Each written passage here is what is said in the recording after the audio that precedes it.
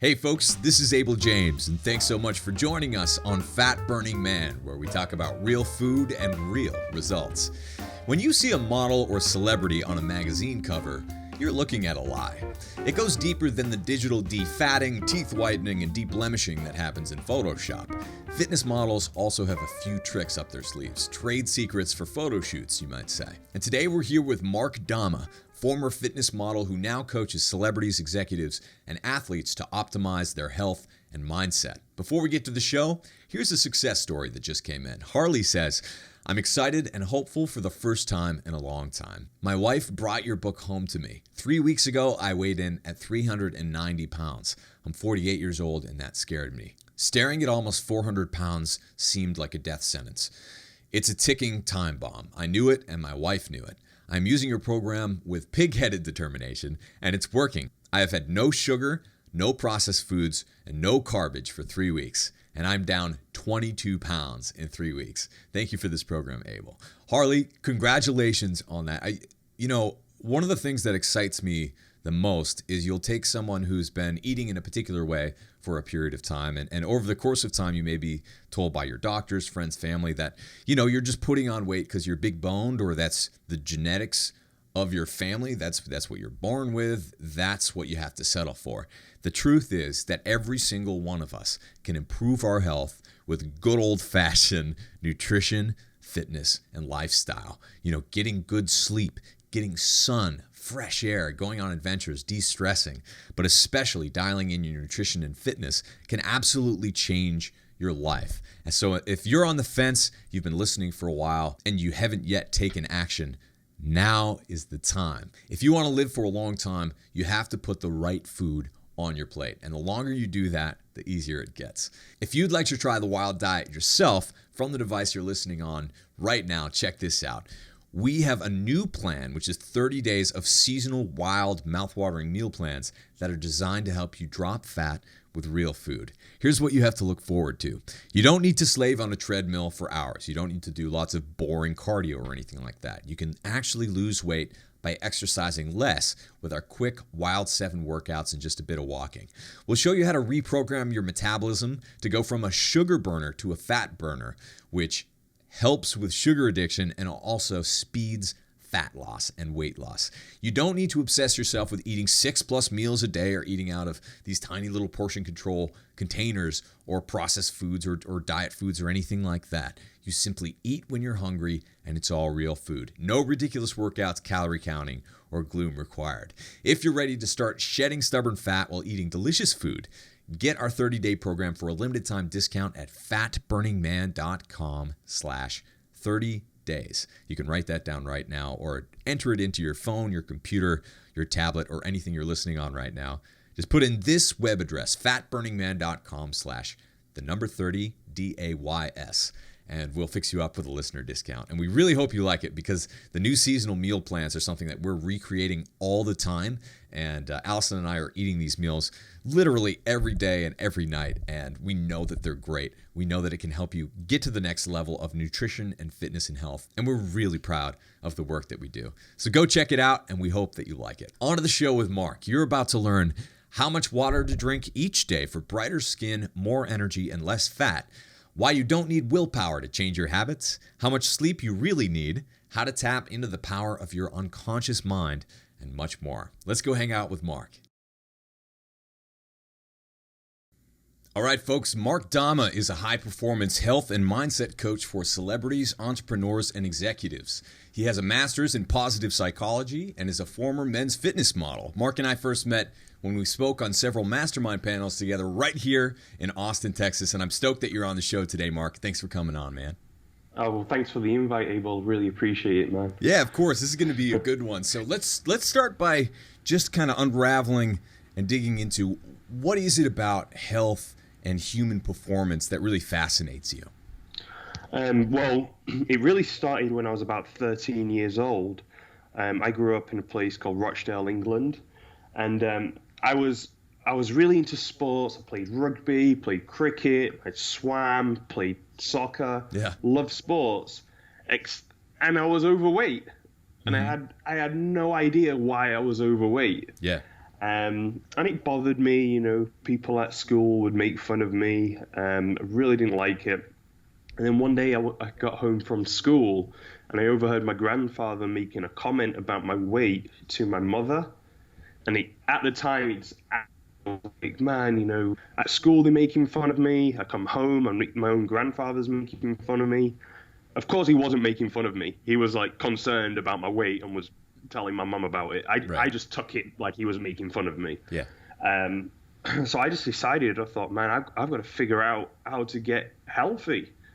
So I started reading, Men's Health, Men's Fitness magazines, and doing what it said. And I remember the first thing I learned was that water is good for you. So I didn't know that. Right. I didn't know that. I used to drink soda. I used to drink fruit juice only. Right. I actually didn't like the taste of water. Yeah. I hear that all the time. Yeah. Really? And fruit juice is supposed to be healthy, right? So I remember growing up, it was the same thing. Me and my brothers were just like, yeah, we'll drink tons of like those big things of juicy juice, like a whole tin of it. We just polish it off, and I can't imagine how much sugar's in that. But anyway, keep on going. Concentrated fruit juice. Yeah. So but I just wanted to be in shape and healthy. Mm-hmm. So bit by bit, I started learning more, applying more. Then I started reading books on health and fitness. Then I started hitting the weights room and had some type of structured exercise. And I started to see, believe it or not, when I started drinking the water, I actually started to see results pretty quick. Yeah. When I got rid of the soda and the fruit juice and just drank water, I started seeing results pretty quick. So I was stoked from that. By the time I was like 15, 16, I was in awesome shape. Mm-hmm. So I went on to college to study sports science and physiology. And out of college, I got into personal training. To be honest, Abel, I was just very interested from a selfish point of view about how I could be at my best physically. Sure. So I love learning, I love reading, I love applying things. So started off with a selfish pursuit, and then later on I started realizing, I can help other people with this too. I love that you brought up the water thing, because I really do hear that all the time, and I think most people don't realize where the vast majority of people are starting off, right? When you're mm-hmm. first trying to get healthy, most people are starting from this place of complete either being ignorant of the way that it works, or more mm-hmm. often I would say being misinformed about mm-hmm. how this works, or being understanding propaganda or marketing as opposed to actual things. But when you talk about drinking water instead of things that are either pure sugar or obviously terrible for you, sodas and things like that, it's incredible the results that mm-hmm. that one simple change can make in your life. I remember one of the first blog posts I wrote that went viral was about how one of my friends in college, he was on the crew team, and he was going to get booted off the boat if he didn't lose about 25 pounds within a month. And I mean, within the world of fitness modeling in a lot of competitive sports, going up and down in weight is not uncommon, but he decided mm-hmm. to see if he could do it and lose those 25, or maybe it was 20 pounds, by getting rid of all his liquid calories and just drinking water and then eating normally. And that was the only change he made, and he made weight just by doing that. Because when you look at a typical diet, especially of a college student, there's a lot of beer, there's usually a lot of soda, fruit juice, milk, tons of stuff that may or may not be bad in and of themselves. Something like mm-hmm. milk is an example of that, or even fruit juice to some degree. But with the amount that most people are having of these things, just making that one little tweak, drinking water instead every single time for a month, can make some massive changes. What were some other things that surprised you as you kind of grew up and turned into a seasoned veteran of training and exercise and health? I'd say doing the high intensity exercises. I thought I'd have to go out for a long run to lose body fat. Go running as far as I can for as long as I can, and then I realized, man, when I do 30 minutes of high intensity intervals, mm-hmm. I seem to get better results just from doing that. Yeah. Other things that I did was cutting down my carbohydrates. Yeah. Yeah, for example, I remember when I started out for breakfast, what I would eat is I would eat cereal. It was usually Weetabix. I'd have about 5 or 6 Weetabix Yeah. with milk on. Hold on. Is that like shredded wheat? It's like shredded wheat, except it's got sugar in Okay. as well. Yeah. So it's a bit like shredded wheat. So, so I used to pour the milk over the shredded wheat, and then my mom, she heard that glucose powder gave you energy. Yeah. Right? So the glucose is healthy, it gives you energy. So I used to pour glucose powder over the shredded wheat. Yeah. We used maple syrup, but same difference. So I found out that wasn't too great. So when I switched that over to an omelette, an egg based, protein based breakfast, I did really, really well with that. And then I started doing started realizing that I was a protein type when it came to metabolic types. Sure. As soon as I switched to more, I guess back then I didn't realize, but it was a more paleo diet. Yeah. As soon as I started shifting towards a paleo diet, that's when I started seeing really great results. Isn't that interesting too? Because especially as a kid, I was always the chubbiest brother. Especially before I hit puberty. I just thought that's the way it was. And I liked the food I liked, and I, ate some things, I drank some things, whatever. It's what it was. And the rest is just who you are. But you start to realize, as you did, that the choices that you make are just that. They're choices, and you can decide to be healthy or not, even from a young age. And one of the things that I think is being lost is many now adults don't know how to prepare the right foods for them. They don't know how their genetics will interact with different dietary paradigms and exercise and things like that. But one of the things that I want to do with this show and everything that we do is kind of give that simple advice that can get people from a place of, eating eating shredded wheat with glucose powder over it to, easy enough switching it for some delicious eggs and bacon, maybe with a bit of veg on the side, which, you might like that even better. It doesn't even come down to personal preference as much as like having that knowledge in your back pocket and then putting it into action and then watching your body and life transform. What are some other little things that people can do if they're just getting started? Well, actually maybe the most powerful thing I learned early on, and I just fell upon it by chance, was actually when I started drinking water. I told myself I didn't like water. Yeah. And I read it in the magazine that it's healthy for you and you've got to drink water. Yeah. So I was 13 years old. Cheers. And I said to myself, cheers. I said to myself, okay, for the next 2 weeks, all I'm going to drink is water. I'm not going to drink the milk, fruit juice, soda, just water. And I didn't do anything else different. Yeah. I didn't change anything else with my diet. Didn't change my exercise. Didn't change my diet. Nothing. All I did was 2 weeks focus on drinking water instead. Yeah. And after 2 weeks, it was easy. I actually liked the taste of water, and it became a habit. And then for the rest of my life, since then, I pretty much just only drank water. Yeah. And I fell just through that. I realized that, man, being healthy is all about just making habitual choices that point you that take you to where you want to go. It's just creating habits, new habits. And I just fell upon it with the water habit. I just started drinking water for 2 weeks. After that, water was easy. Didn't have to think about it. All I do is grab water without even making a conscious choice that I want water. And then I moved on to another habit. And moving on. Yeah. So what I tell my clients and what I always tell people who are starting out is focus on one thing that will make you healthier, lose weight, whatever it is you want. Just focus on the one thing and focus on that for 2 weeks or a month. Yeah. And only make that one change. Everything else keep the same. Because I'm sure you found as well, Abel, that a lot of people who are wanting to really transform the body and transform the health, they attempt to do everything all at once, and it lasts a week or two, and then it completely falls apart. Then they start talking bad about themselves, and negative self-talk goes on, and they give up, and They totally go off the train for a few weeks or maybe months or even years before they get up enough courage, right, to go at it again full out and then feel the disappointment when it doesn't work for them.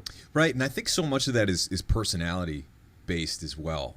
For some people, it seems like, just tearing that Band-Aid off and doing a complete lifestyle change might work, and it sticks for some people, but it doesn't seem like that many. The ones who really seem to get traction over time, I think, are, like you said, the ones who take that one area of focus and then making it an unconscious decision from that point forward, right? Building that habit, and then, when I wake up in the morning, I don't think about it. I just kind of I'm not even awake yet a lot of the time, but I'm walking to the cupboard and I'm grabbing a cup and filling it with water, and that's just kind of the first thing that I do. It doesn't take any willpower or effort. In fact, it's almost the opposite, because now I associate it with how I feel better after, right? It's that thing where my day hasn't started unless I've done that yet. And so you can build good habits and bad habits, and it's not quite as scary and terrifying as most people make it out to be, right? The idea that even if you don't like water, that you would be drinking water for 2 weeks, pretty simple, right? It's not necessarily easy, but pretty simple and straightforward. What are some other examples of that? Some other examples. We got swapping the breakfast. We got drinking water. High intensity exercise. High intensity exercise. Other things would be, I like to focus on one meal at a time with my clients. Yeah. So if they're wanting to transform the diet, then we may start with the breakfast. All right, for 2 weeks, a month, all you're going to do is focus on having a healthy breakfast. Yeah. Once that's unconscious and you've just got into a habit of having, like you said, like some eggs, bacon, and veggies or something, then we'll be like, okay, what's the next easiest thing? What's the lowest hanging fruit that's going to have the biggest results for you? Yeah. Maybe it's working on the lunch, making sure they get a healthy lunch for 2 to 4 weeks and eat whatever you want the rest of the time. Yeah. Maybe it's the sleep. I'm really, really big on sleep. Maybe it's getting to sleep at a certain time, or maybe it's turning off electronics at a certain time so you actually feel tired when it's time to go to sleep. Right. There's many little things you can do to improve your health, and it's just about doing one thing at a time and seeing the whole process as more of a marathon rather than a sprint. Yeah. And really having self-compassion and giving yourself a break and realizing that, okay, I might make a mistake here and there. That's fine. I'm human. As long as I keep at it, focus on it, soon enough it's going to become a habit, and I'll move on to the next little change for me. Yeah. So as you grew up, you started to get a handle on being physical and kind of controlling your body composition when you were in your teens, as I did as well, kind of in a similar way, but then I fell off the wagon again. When you kind of switched that world from being a normal person to joining the world of fitness models and people who are at the elite level, what did you notice is the most striking difference? Is there something that they know that other people don't? Is it a simple, matter of how you're living your lifestyle? Is it giving up the things that you love, making sacrifices? What did you notice? I noticed a few things. So first thing, this is extremely powerful for anybody who's wanting to make a shift, whatever it is, and that is the identity you give yourself. The identity you give yourself. So, for example, I knew early on that I wanted to be a fitness model because I was read these magazines as a youngster, and that helped me. That inspired me to do something about my weight, and I decided to work. And I was like, I want to be a fitness model, and I actually gave myself the identity of a fitness model. I thought, well, I'm going to be a fitness model. So I am a fitness model right now. I'm just a fitness model in training. Yeah. And I saw the world through the lens of a fitness model. So I'd ask myself, would a fitness model eat this? No. Okay, I'm not going to eat this. Would a fitness model work out right now? Yeah, they would. So I'm going to work out. It's Christmas Day. Would a fitness model work out on Christmas Day? they would work out on Christmas Day. Yeah. So I'm going to work out. Yeah. I just started taking on the identity of a fitness model. So I started making those decisions. And I really encourage that for anyone. Maybe it's not a fitness model. Maybe it's an athlete that's powerful, or, maybe I'm a fit dad, or I'm a fit mom. If you keep telling yourself that, you're going to believe it, and then you're going to start making decisions that are in line with a fit dad or a fit mom. That is such great advice. Yeah. Right. So, one of the things with fitness models is, they just do the right habits more consistently than everyone else. Yeah. And they generally have a plan for everything. So they've got a training plan. They know exactly what they're doing training-wise. They've got a nutrition plan. They know exactly what they're doing nutrition-wise. And they'll keep everything ticking over at a certain level. They'll stay in okay shape the majority of the time. Or good, actually, be really good shape the majority of the time. And then if they have a shoot in a week or two, that's when they'll start doing drastic measures like cutting water before the shoot. So they'll stop drinking water. Some of them will drink wine, so they look more dehydrated in the morning. Right. And they will dehydrate themselves, so they look more ripped. If they're a little bit too heavy before the shoot, which I've done that before, they'll be on the treadmill doing high interval sprints, interval sprints, every day until the shoot. Yeah. I remember, I would never do this now. This is like back when I wasn't as, I guess, educated as I am now on optimal health. Yeah. But I remember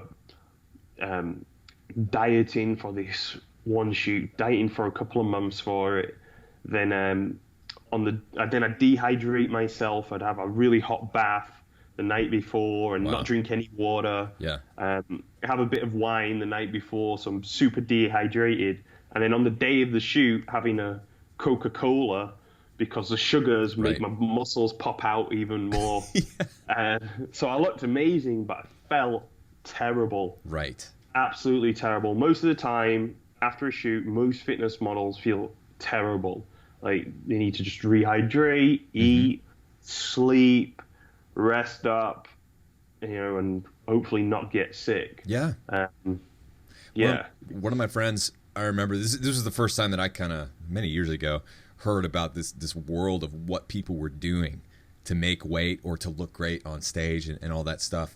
And one of my friends who, is perfect fitness model shape, super low body fat. When I saw him before that weekend, I'm like, geez, I mean, he looks like Superman. But you could tell his eyes are a little hollowed out, like his soul is gone. But his body, looked good. But then after that weekend, I saw him again. And he had gained, I think he's a pretty, tall guy, but he gained 25 pounds in a weekend. Wow. And of course, most of that is, water weight, kind of the way that your body reacts to that sort of treatment. But he said, the thing that his body craved was rice cakes. He ate a whole bag of rice cakes and just like the weirdest, kind of most disgusting food that you wouldn't imagine. Put all the weight back on and more, and then kind of like was heavy again, and then dieted back down, and then does another shoot, like later in the year. And that's how it goes all year. He's going from just being starved to a little bit too heavy for what he wants, but great compared to anybody else. And then, dieting it back down. So I think what I'd like most people to realize about this is number one, there are definitely tricks that get people to the front of a magazine or for a fitness model shoot that in real life don't really work like that. Like drinking a Coke, while in certain circumstances, if you're carb depleted and then you drink a Coke and you're low body fat and you have muscles that they can go to, that can make you look bigger, but it's still bad for you, right? Yeah, it's still bad for you. And after a while of doing it, I was fitness modeling for like 7 years or so. Yeah. And after a while, I was just like, this is dumb. I just don't want to do this anymore. Yeah. I'm dieting down, feel terrible. I just feel terrible while I'm dieting down. Right. Cutting calories on purpose and working out extra, cutting calories. Feel terrible. Yeah. Feel terrible after the shoot for what? For like, for one shoot for like a couple of hours or something. Right. And I just realized this just isn't good for my body. This isn't why I got into training. Right. You know, I didn't get into training to make myself feel terrible. Right. For a while, just to look good.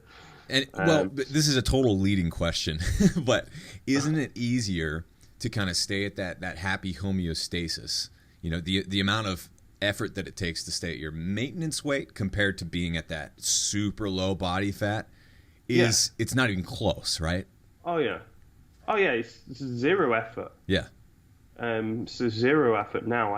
I pretty much stay at the same weight. You know, if I want to cut down, I'll just cut down what I'm eating a little bit and train a little bit harder. If I want to bulk up, I'll just eat more. Yeah, and that's it. I'll just eat more. But you don't worry about eating fat or getting fat because you're eating the right way. Oh, I'll eat. Here's the thing. So that's a really good question, Abel. I used to be the guy who measured all the food. So I'd have some little weighing scales, some really high quality ones, and I'd put the food on. And I'll dial in the scales what the food was, like chicken, right. And it'll tell me like it has this amount of protein, this amount of fat, this amount of calories. And I used to measure all my food out and know exactly how many calories. And the truth is, it worked. Right, the life of a fitness. And the truth is, it worked. Yeah. Okay, by doing that and following a strategic plan of how I was manipulating my diet, carb cycling, calorie cycling, all these things. They definitely worked. Now, I think of it now like a type of 80-20 principle. To get the last 20% of my physique by doing this carb cycling and monitoring my calories, it would get me to the last 20%. Yeah. If I just wanted to be 80% good, which still looks great, and I feel way better, I just feel great, I don't need to do any of that. Yeah. I simply follow a simple paleo style diet. If I want to lose a bit of body fat, the first thing I'll do is increase my exercise. I'll just increase my exercise volume. If I still want to lose some body, that's usually it. I'll just increase my exercise volume and eat the same. Yeah. If I was like, oh, I really need to lose a bit more, all I would do is reduce my calories a little bit. And what I mean by reduce calories is not measuring it. I'll just be like, okay, I'll just have I'll put 1/5 less on my plate. Yeah. That's it. I'll just put a little bit less than I usually do on my plate. And that works. If I want to get bigger, like right now, I feel like I haven't really been eating. I'm like 6'2", 220 pounds, and I haven't really been eating as much as I probably need for the past maybe year. I've just been losing weight and putting it on. Now I'm like, okay, I want to feel good. I want to make sure my body's well fed. Yeah. So now I'm just eating more. I'll just put a fifth more food on every plate and eat a little bit more. I'll put on weight. Will I put on some body fat? If I do, maybe. If I do put on some body fat, I'll either increase my exercise intensity or just eat a little bit less. Yeah. What I like to communicate to my clients and everyone who's listening is it can be really, really simple. Just make it. You need to put on weight, eat more. You want to lose a bit of weight? Okay, well, increase your exercise intensity first, and maybe eat a little bit less too. Yeah. So I love that we're talking about this because I have people on the show. Some people say, calories don't matter. They go to completely one side of it.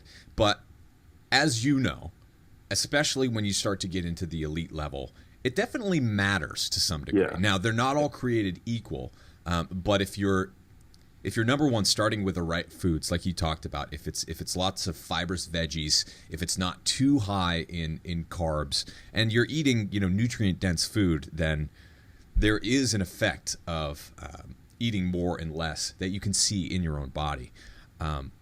But if you're still eating bad food, then you don't really have to worry about calories because it's kind of a crapshoot anyway, right? It's like calories only start to matter when you're eating the right food and you're doing it in the right way. But I hope, in you talking about this, it takes away some of the mystique about weight loss, right? Because some people think that they are this way, they've always been overweight, they're always going to be overweight. When you're in the circles of that you're in, you understand that it's a process.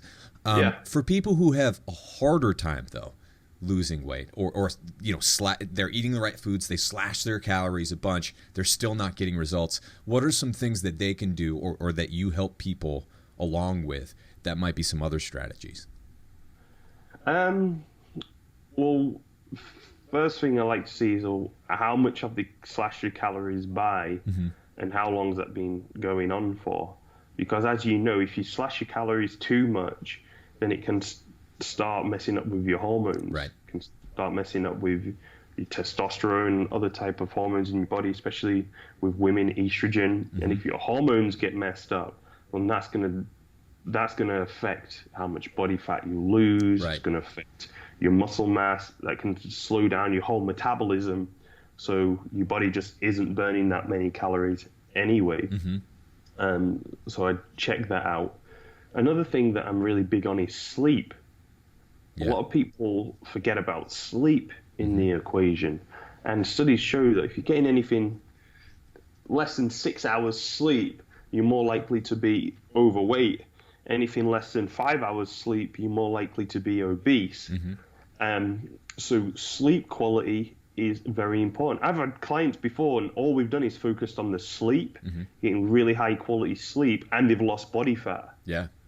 That's because while you're sleeping, you're actually burning fat, but also your hormones get optimized while you're sleeping, and your body rebuilds, it builds muscle, and gets your body working properly moving forward. So sleep is a big one. Are you getting enough sleep? Are you going to sleep between, around 10 p.m., 10:30, maybe latest 11? When you go to sleep, is your room black? Is it dark? It's completely blacked out.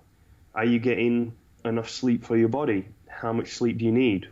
Well, most people tend to need around 8 hours sleep. A good way to figure out how much you need is by getting to sleep at 10 p.m. every night for a week. Yep. And not putting an alarm on and seeing what time you wake up. Right. If you wake up, if you're getting 7, 8 hours, 9 hours, and you've done it for a week, well, look at the average, and you're going to start to get an idea of how much sleep your body actually needs. Yeah. A lot of people don't realize, because they're always using alarms. Yeah. And wake up an alarm after 6 hours sleep, and you might maybe feel groggy, but after a coffee and slap in the face, feel all right and ready to go. And they're like, well, I don't need much sleep. 6 hours, I'm fine. Yeah.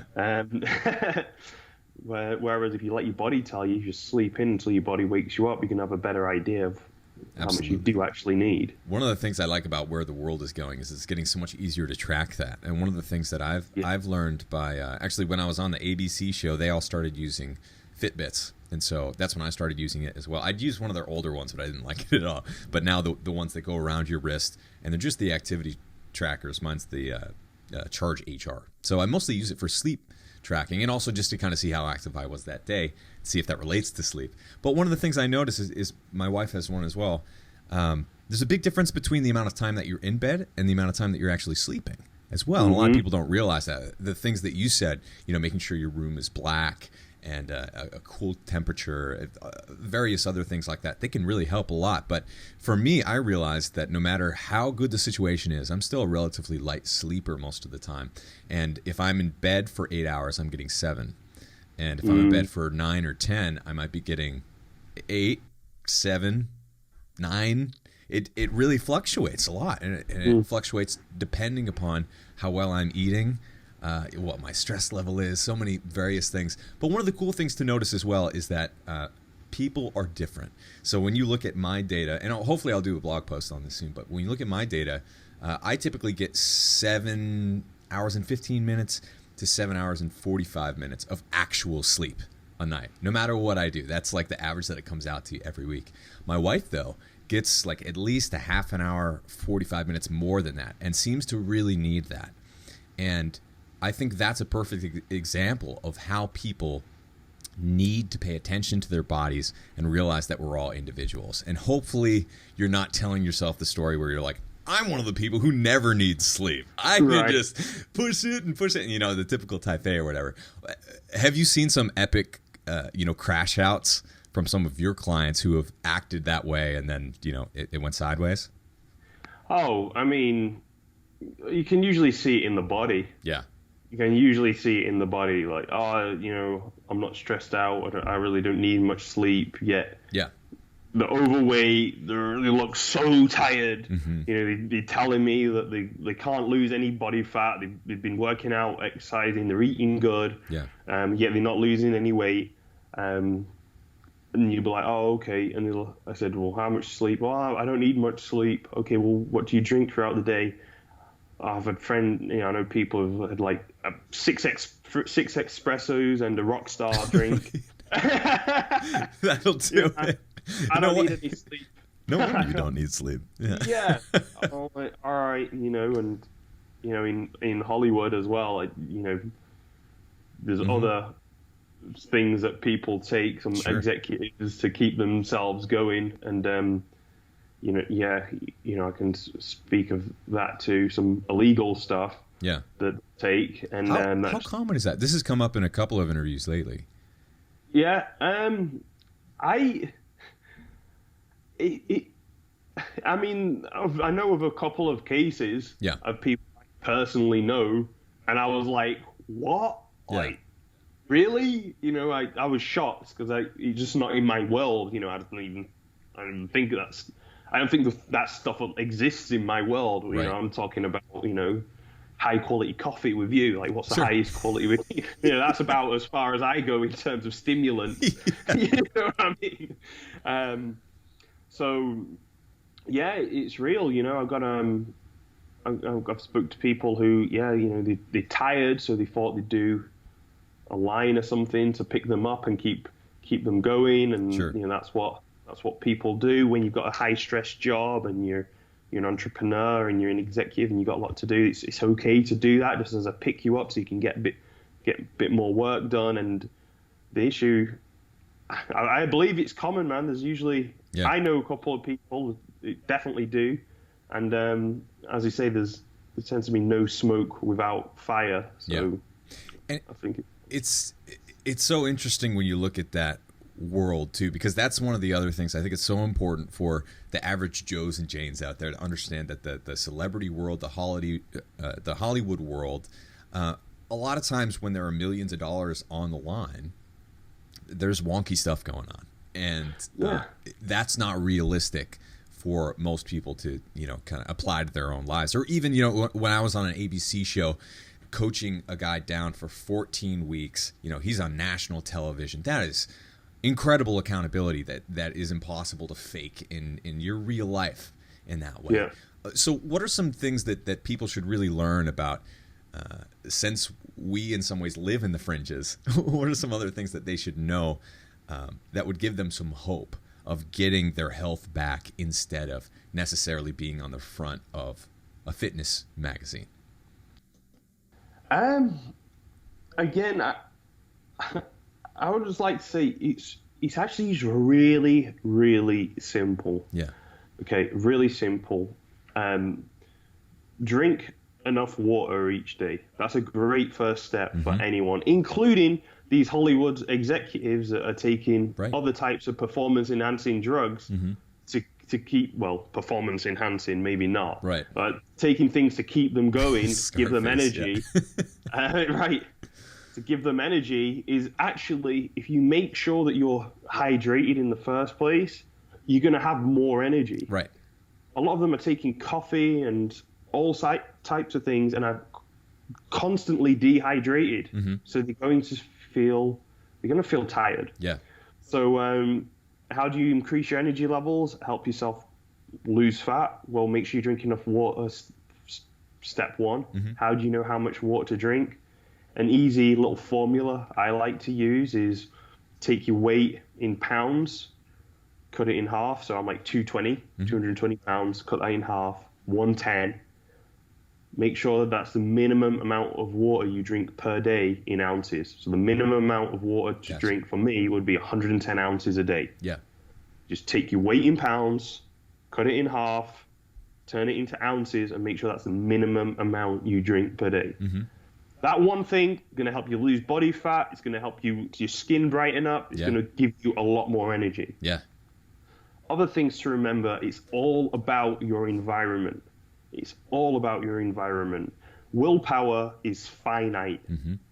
Willpower does not last. We know that from the studies on willpower. We know that from positive psychology studies on willpower.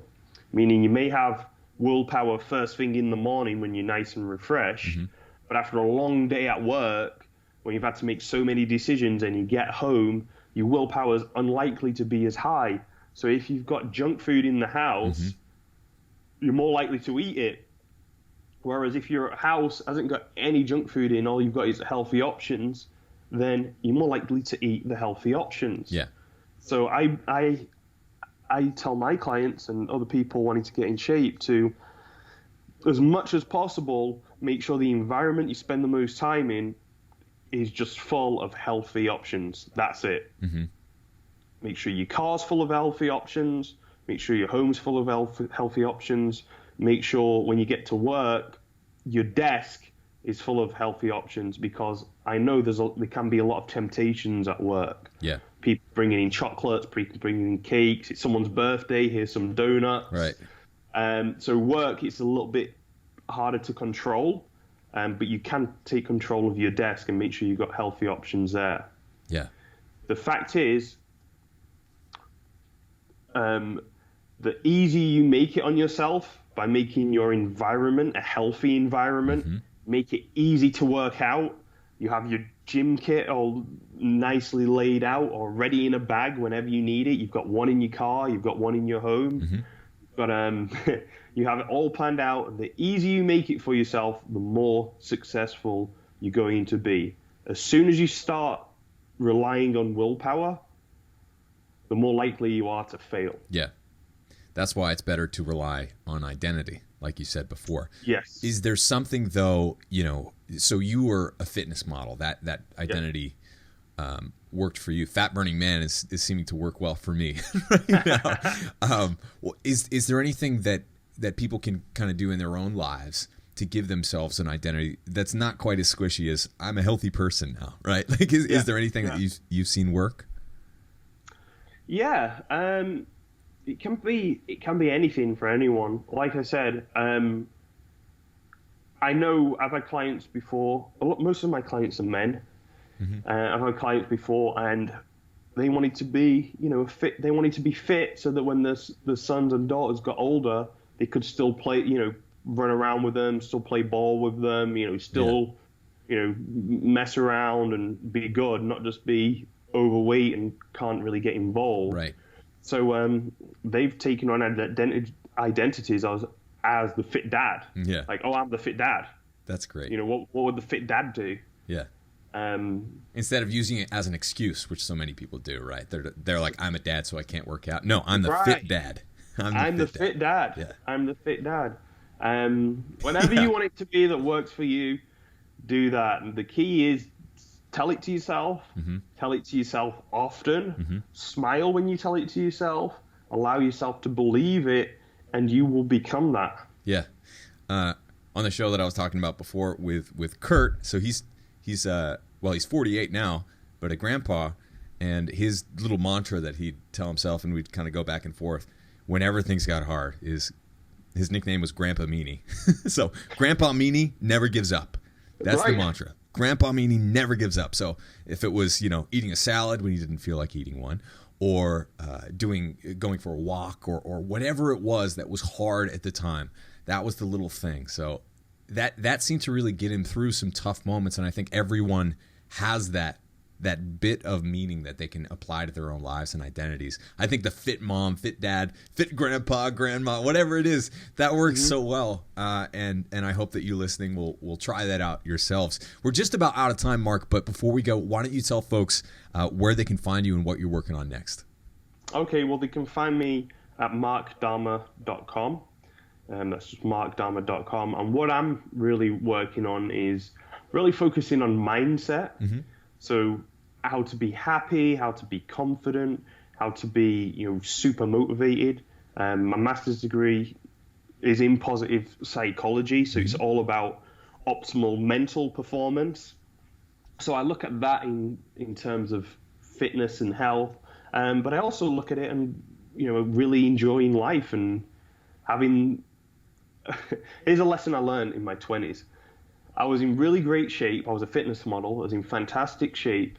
And I thought, when I started the journey as 13, I thought, man, if I was just in really great shape, I'd be so happy. Life would be awesome. Right.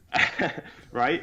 And then I got into really great shape. And, for a part of it, I was depressed. I was not happy at all. Yeah. I was an angry young man, wasn't happy.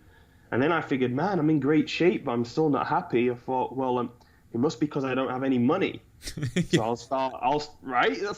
like, okay, so I'll start making money. Sure. So I started making money, found ways to make money, and things were a little bit better. But at the end of the day, I was still unhappy. I was unhappy. I did have bouts of depression. I was still angry. And I was like, man, I've got a good body, I've got money, I'm in my 20s, I'm meeting lots of women, and I'm still not happy. Yeah.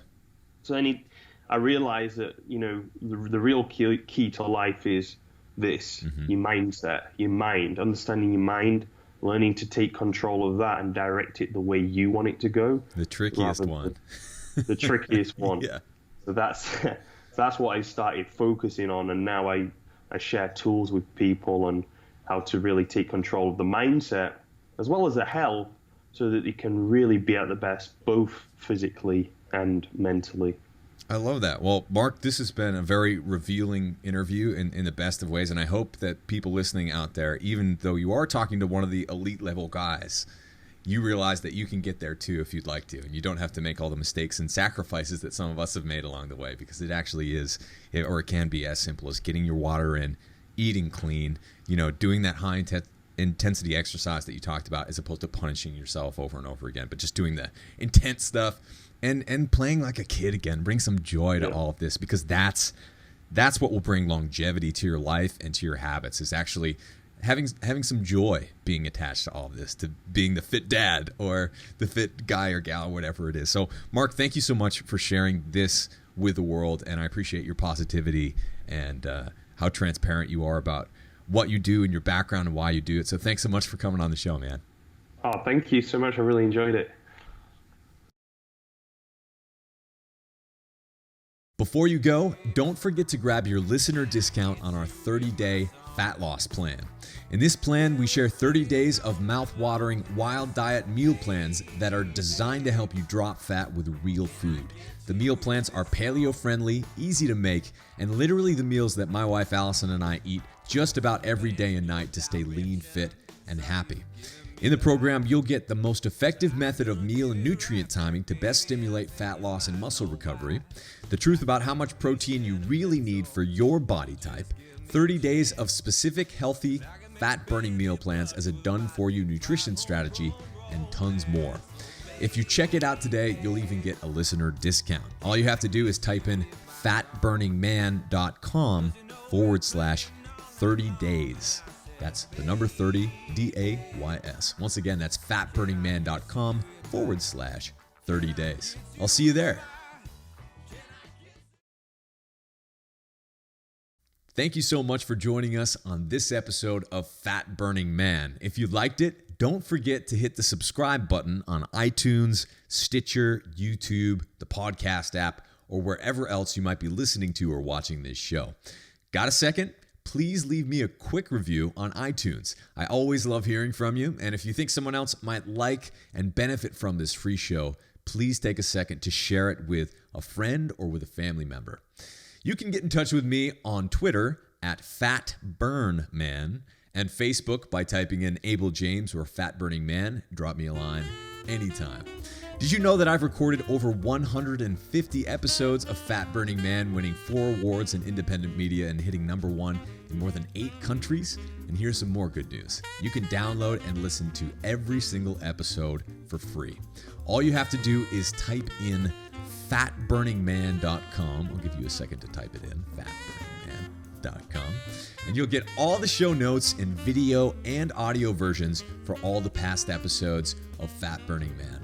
Better yet, enter your best email at fatburningman.com, sign up for my newsletter, and I'll even send you a quick start guide to start burning fat right now and a few of our ridiculously tasty recipes as a special thanks for signing up.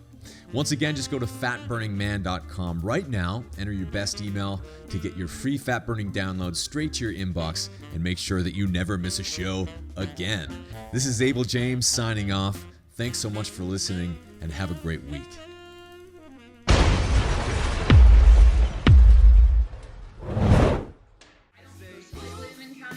But it works for some people, but like on a menu, just because something's low in fat and calories does not mean that it's good for you. So like I purposely did not include nutrition facts in the dude diet only because I don't